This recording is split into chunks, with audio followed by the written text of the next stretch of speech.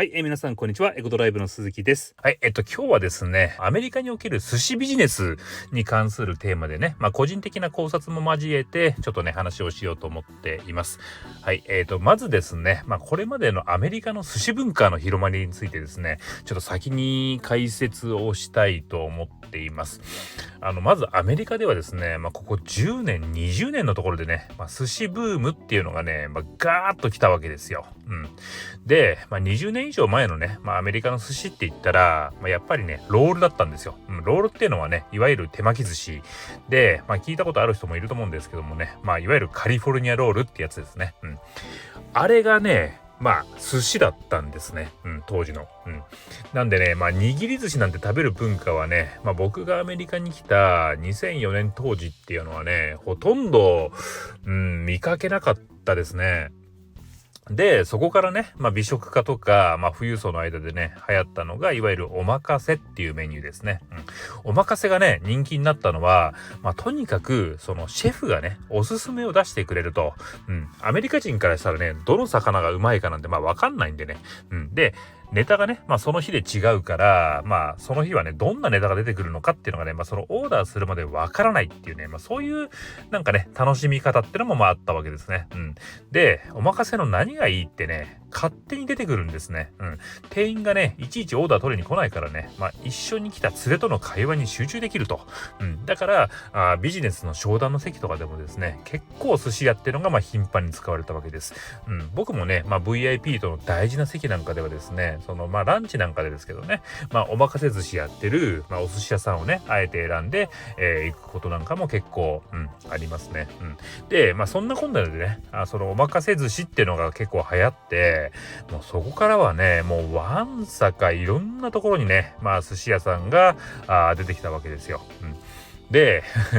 寿司握れるやつが足りないっていうんでね、その寿司の握り方を勉強したい人ってのもたくさん出てきました。そしたらね、今度はもう寿司学校なるものもね、結構出てきたんですね。これね、うちのお客さんで寿司学校やってる人いるんですけどね、結構忙しそうですよ。で、そこからはね、もう値段も際限なく高くなってって、どんどんね、その高級志向になっていったわけです。ロサンゼルスでもね、ビバリーヒルズとか、あの辺行ったらね、おまかせ寿司なんて言ったら、最低$300ぐらいしますよね。日本円にしたら、45000円とかですかね。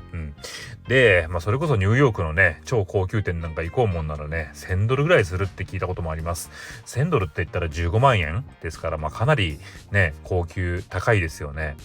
僕らが住んでるエリアでも、最低でも$100、15000円ですかね、は、するかなといったところですかね。で、そんなんだったらね、行く人限られるじゃないですか。だからね、その寿司、おまかせがね、その庶民に浸透したかっていうと、さすがに浸透はしなかったわけですね。で、そこに来てね、出てきたのは回転寿司ですよ。すっごいいいタイミングで出てきたと思います。その日本のね、くら寿司とか、あとガッテン寿司さんがね、北米に進出して、明暗は分かれたんですけどね。で、その中でもね、その価格と、エンタメ性に重点を置いた、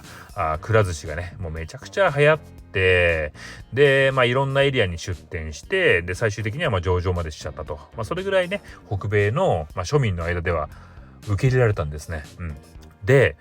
ここからがね、本題なんですけど、次に来る一手って何かっていうことなんですけど、実はですね、最近、僕の知り合いが寿司屋を出したんですね。で、この寿司屋のコンセプトがね、結構面白くて、それをね、皆さんと今日は共有したいんですね。で、彼らのコンセプトは何かっていうと、アメリカ人が安くてうまい寿司を食える店なんですね。アメリカではこの両立した店っていうのがなかなかないんですね。さっきも説明した通りで、アメリカにあるのは高くてうまい店か、回転寿司のように安くて味はそこそこの店なんですよね。アメリカの回転寿司って日本って全然違うんですよ。日本の回転寿司って言ったらうまいじゃないですか、ぶっちゃけ。今はね、かなりレベル高いですよね。でもアメリカの回転寿司って日本人が行ったらね、ちょっとがっかりするぐらいなレベルです。